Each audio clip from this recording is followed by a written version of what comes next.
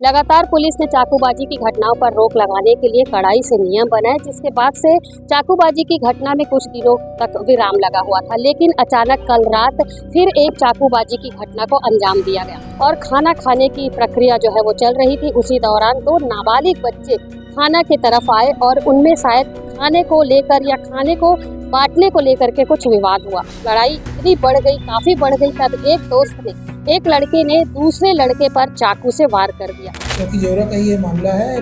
बीती रात एक परिवार में शादी का कार्यक्रम था। उसी कार्यक्रम में जो मृतक था वो वहाँ उपस्थित था। साथ ही जो आरोपी गण थे वो भी एक दूसरे को जानते थे और इनके बीच में खाने की चीजों के लिए कुछ विवाद हुआ था। इसके बाद ये आपस में मिले रात में कहीं पे, फिर जाते जाते इन लोग के बीच में फिर से उस बात को लेकर विवाद हुआ और इसी विवाद के कारण फिर वो दो नाबालिग थे जो आरोपी, उन लोगों ने चाकू से हमला करके उसकी हत्या कर दी।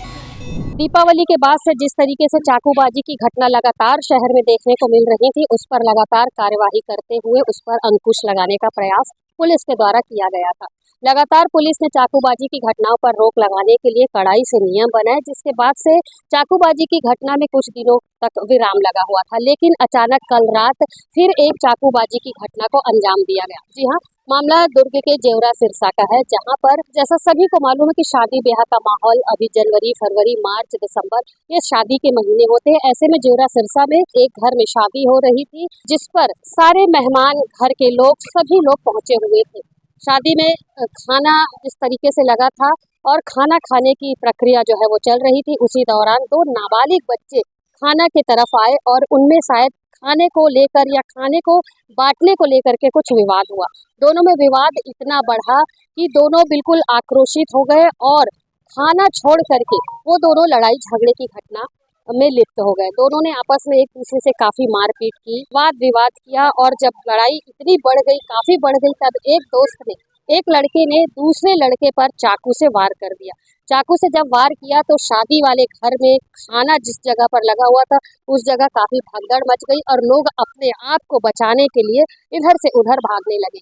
यहाँ पर सबसे जरूरी बात यह है कि जब एक नाबालिग ने दूसरे नाबालिग पर चाकू से वार किया, उस वक्त वो शायद घायल अवस्था में वहीं गिर गया और तत्काल ही जो है आरोपी, जो युवक था, आरोपी अपचारी बालक जो था, वह तुरंत जेवरा सिरसा थाने पहुंचा और उसने अपने आप को पुलिस के हवाले कर दिया। पुलिस प्रत्यक्षदर्शियों ने पुलिस को तत्काल इस बात की सूचना दी और मौके पर शादी वाले घर में तुरंत ही पुलिस पहुंच गई। घायल अवस्था में युवक को उठाया और उसे तुरंत जिला अस्पताल लेकर के आया। जिला अस्पताल लाने के बाद इलाज के दौरान उसकी मृत्यु हो गई। मृत्यु के पश्चात हम जिस तरीके से आप देख रहे हैं कि इस वक्त हम मरचुरी में खड़े हुए हैं, मृतक के परिजन लगातार यहाँ पर आ रहे हैं, जा रहे हैं। मृतक के परिजनों से जब सीजी भास्कर की टीम ने कुछ भी बात करने की कोशिश की, कुछ पूछना चाहा, जानना चाहा, तो उन्होंने साफ तौर पर कुछ भी बताने से इनकार कर दिया। उनका कहना था कि फिलहाल इस विषय में ना हमें ठीक से कुछ मालूम है और ना ही हम कुछ बताने की परिस्थिति में है। वहीं एडिशनल एसपी अभिषेक झा से जब हमने मुलाकात की तो उन्होंने घटना की पूरी जानकारी। चौकी जेवरा का ही ये मामला है। बीती रात एक परिवार में शादी का कार्यक्रम था। उसी कार्यक्रम में जो मृतक था वो वहाँ उपस्थित था। साथ ही जो आरोपी गण थे वो भी एक दूसरे को जानते थे और इनके बीच में खाने की चीजों के लिए कुछ विवाद हुआ था। इसके बाद ये आपस में मिले रात में कहीं पे, फिर जाते जाते इन लोग के बीच में फिर से उस बात को लेकर विवाद हुआ और इसी विवाद के कारण फिर वो दो नाबालिग थे जो आरोपी, उन लोगों ने चाकू से हमला करके उसकी हत्या कर दी। अभिषेक झा ने घटना की पूरी जानकारी दी। उनका कहना था कि दोनों ही अपचारी बालक थे और शादी ब्याह के माहौल में दोनों पहुंचे थे।